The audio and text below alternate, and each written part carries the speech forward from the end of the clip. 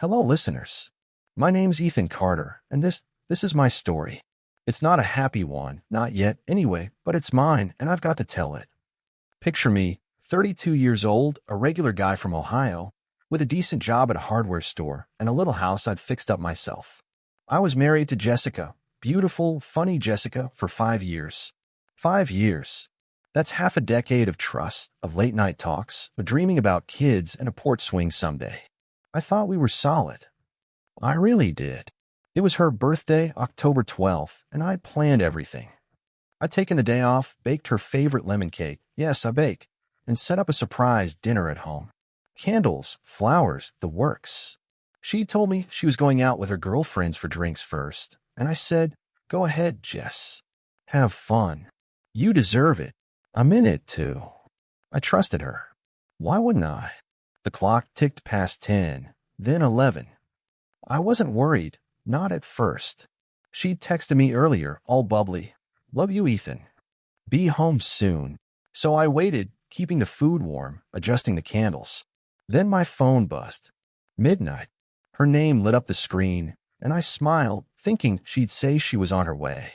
"Ethan," she slurred when I picked up. Her voice was loud, like she'd had way too much wine. "Ethan, oh my gosh, you're so good to me." I chuckled, ready to tease her about being tipsy, but then I heard it. A man's voice. Low, familiar, laughing in the background. My stomach twisted. "Jess," I said, "where are you?" "Who's that?" She giggled, and said, "Oh, it's Mark. You know Mark. My ex. We ran into each other, and it's my birthday, Ethan." Don't be mad. My heart stopped. Mark, her ex from college. The guy she'd sworn was ancient history. I could hear him closer now, saying something I couldn't make out, and her laughing like it was all a big joke. "Jess," I said, my voice shaking, "are you with him?" "Right now." She didn't answer, not really. She just kept laughing, then mumbled, "You're the best, Ethan, but I gotta go." The line went dead. I stood there, phone in my hand, the lemon cake sitting untouched on the table. My world, my whole world, cracked open that night. And that, listeners, was just the beginning. So there I was, midnight ticking by, the phone still warm in my hand for Jessica's call. I just stood there, frozen, like some statue in my own kitchen. The candles flickered, the lemon cake stared at me, mocking me with its cheerfulness. I kept thinking, did that just happen?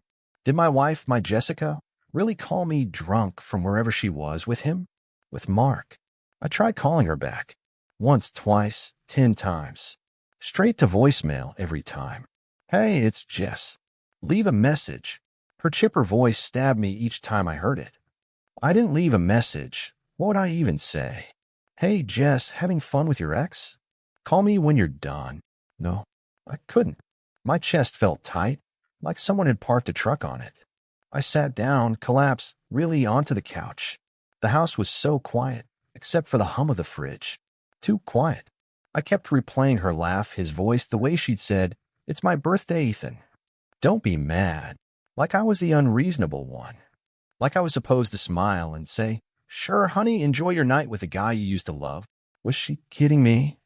By 2 a.m., I was pacing. My mind raced. Where was she?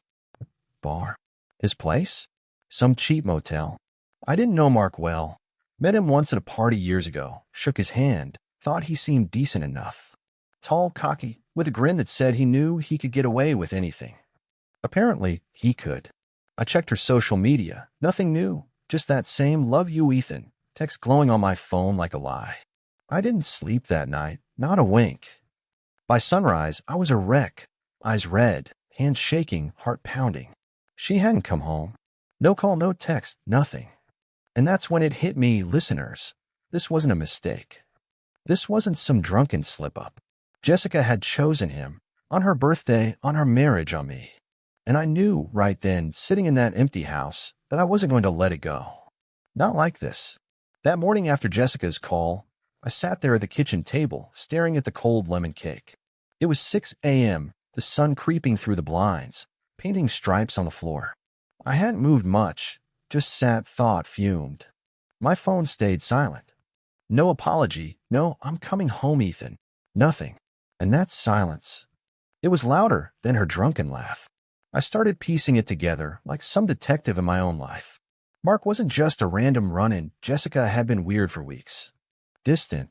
She'd been on her phone more, smiling at texts she wouldn't show me, saying, "Oh, it's just the girls."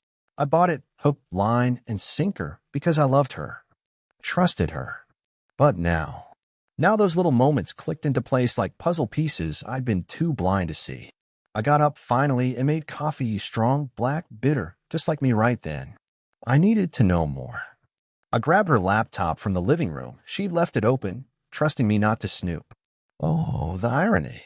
I hesitated, fingers hovering over the keys. Was this wrong? No, it couldn't be. Not after last night. I logged in. Her password was still Ethan and Jess forever, and opened her email. There it was, listeners, a thread with Mark. Weeks of messages. "Hey, been thinking about you," he'd written back in September. "Missed you too," she replied. My stomach churned. They planned to meet. Her birthday was no accident. "Can't wait to see you, Jess," he'd said 3 days ago. "Me too," she'd shot back with a little heart emoji.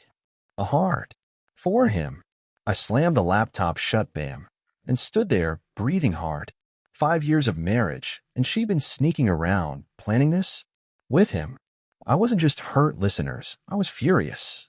That's when the idea sparked. Not the full plan yet, but a flicker. She'd broken me, but I'd break her back. Mark, too. They'd see what Ethan Carter was made of. So there I was, standing over Jessica's laptop, my blood boiling. Those emails burned into my brain. "Missed you too," she'd written to Mark. A heart emoji. I couldn't unsee it. 5 years, and she tossed it all away like it was nothing. But I wasn't nothing. Not anymore. I needed to act, needed to feel like I wasn't just some fool she could step on. So I grabbed my keys, my jacket, and stormed out the door. The air was crisp, October chill biting at my face, but I barely felt it. I drove to the hardware store where I worked. It was Sunday, store closed, but I had a key, perks of being assistant manager. I let myself in, the bell jingling behind me like some twisted welcome. Inside, it was dark, quiet, rows of tools and nails and paint cans watching me. I wasn't sure what I was looking for, not yet, but I paced the aisles, hands clenched. That's when I saw it, a display of padlocks. Heavy, shiny, unbreakable. An idea clicked, sharp and cold. Jessica loved her freedom, her little secrets. What if I took that away? Not physically. No, I'm not that guy, but something symbolic, something she'd feel. I grabbed a padlock, a chain, and some bolt cutters too, ironic, right? And tossed them in a bag. My mind was spinning now, plotting. She'd come home eventually, probably with some flimsy excuse, and I'd be ready. Mark, too, he'd get his share. I didn't know how yet, but I'd figure it out. I locked up the store, drove home, and sat in the living room, the bag at my feet, waiting. She stumbled in at noon, hair messy, eyes bleary, still in last night's clothes. "Ethan," she said, startled, like I was the surprise. Ah, I stayed at Lisa's. Too much wine. Lisa, her friend. A lie, obvious, pathetic. I smiled, tight, controlled, and said, "Happy birthday, Jess." "Sleep well?" She froze. And I knew this was war. Jessica stood there in the doorway, fumbling with her lie about Lisa's place, her eyes darting like a trapped animal. I didn't yell, didn't even raise my voice. I just sat there, that bag of hardware store goodies at my feet, smiling. "Come in, Jess," I said, calm, too calm. "You must be tired." She blinked, unsure, then shuffled inside, dropping her purse on the counter. Yeah, I am," she mumbled, avoiding my gaze. She smelled like wine and something else. Cologne?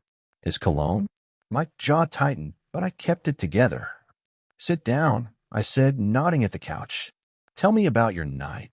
She hesitated. Oh, she knew something was off, but sat anyway, twisting her hands. "It was fun. Just the girls. Dancing, laughing." Her voice trailed off, weak, like she didn't even believe it herself. I leaned forward, elbows on my knees, and said, "Sounds great. Run into anyone special." Her face went pale, and she stammered, "No, just the usual crowd." Liar, I thought, but I didn't say it. Instead, I stood up casual as you please and grabbed the lemon cake from the table. Made this for you, I said, setting it in front of her. Your favorite. Thought we'd celebrate together, but I guess you had other plans. Her eyes widened, guilt, fear, all mixed up, and she whispered, Ethan, I'm sorry. I didn't mean to. Save it. I cut her off, sharp but quiet. I reached into the bag, pulled out the padlock, clunk, and set it on the table. Her breath hitched. What's that for? She asked, voice trembling. I smiled again, slow, deliberate, and said, oh, just something to keep things secure. You'll see. She didn't move, didn't dare. And I knew the trap was set. Hey, listeners, Ethan Carter back with you. Jessica sat there, staring at that padlock like it might bite her. The lemon cake sat untouched. Ironic, right? And the air in the room felt heavy, thick with unspoken truth. She tried to laugh, nervous, shaky, and said, Ethan, what's with the lock? You're freaking me out. I didn't answer right away. Just picked it up, turned it over in my hands, slowly, letting the metal clink against itself. Freaking you out? I said, voice low. Funny, Jess. I'd say getting a call from my drunk wife at midnight with her ex laughing in the background. That freaked me out. But you seem fine. Her mouth opened, then closed, like a fish gasping for air. She knew I knew.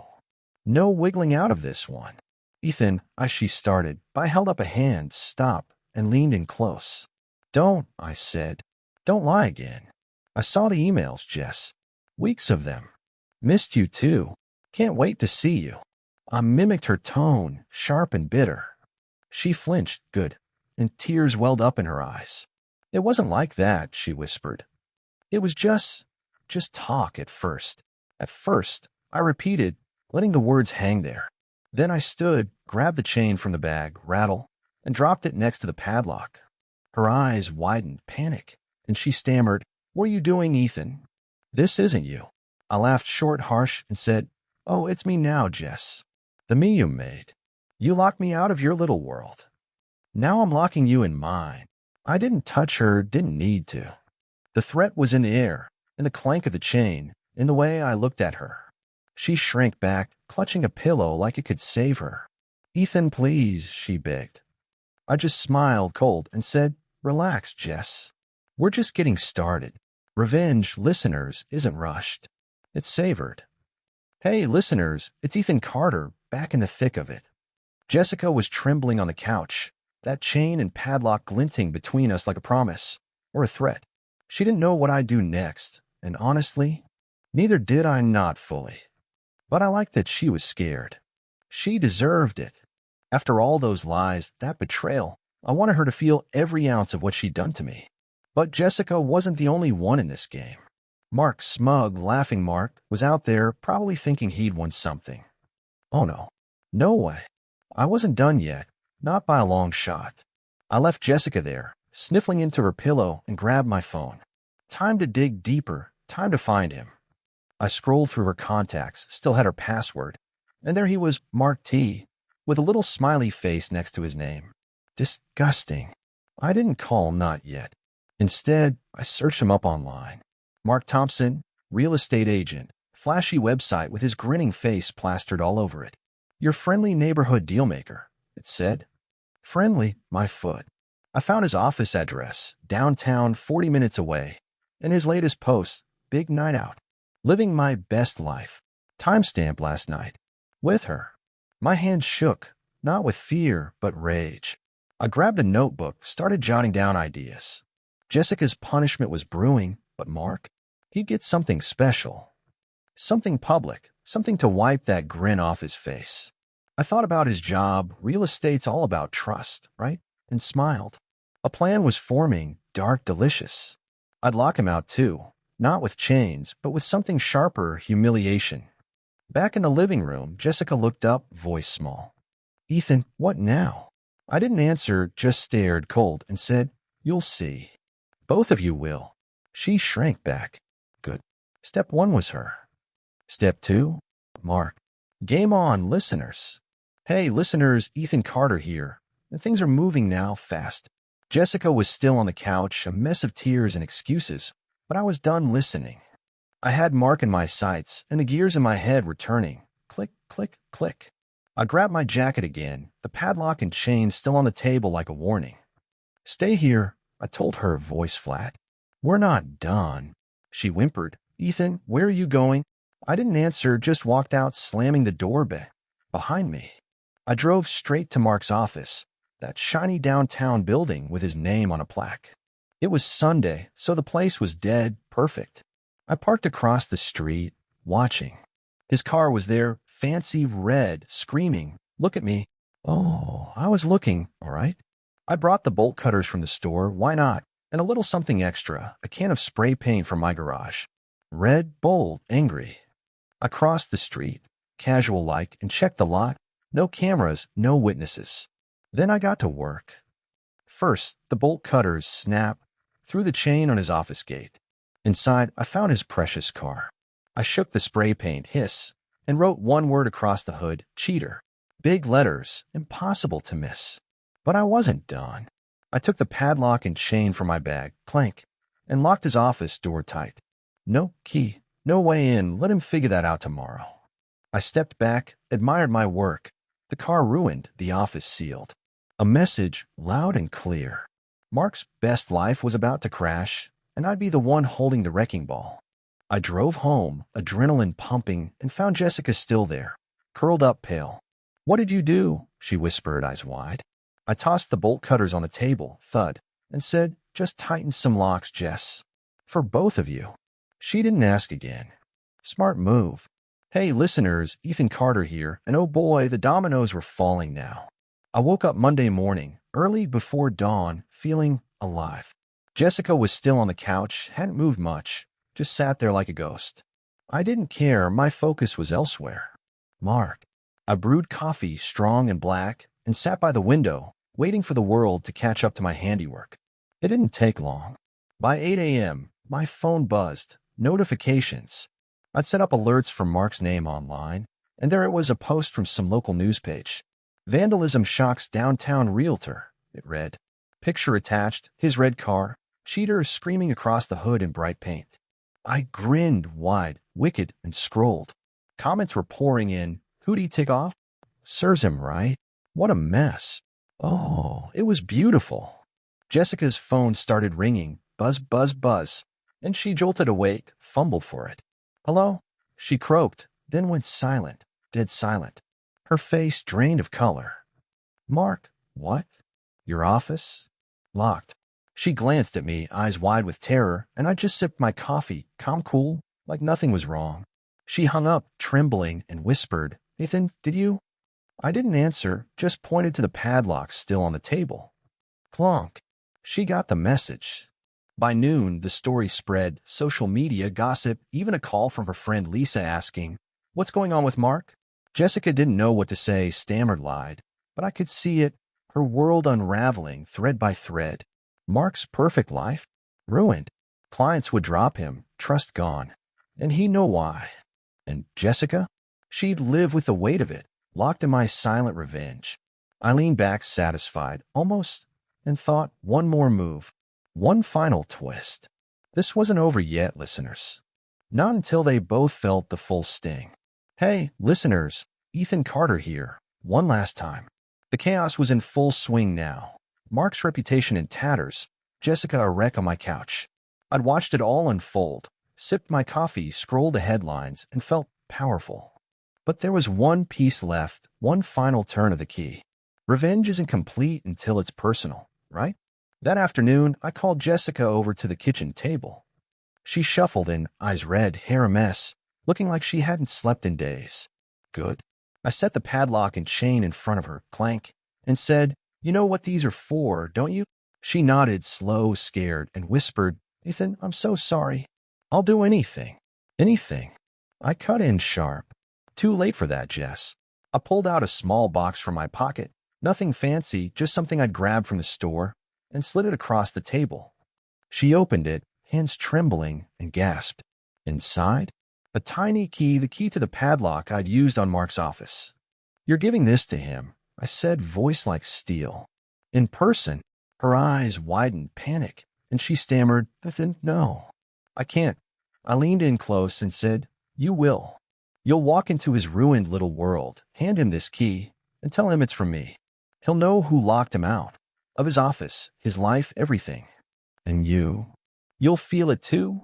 Every step, every stare. She cried, sobbed, but I didn't budge.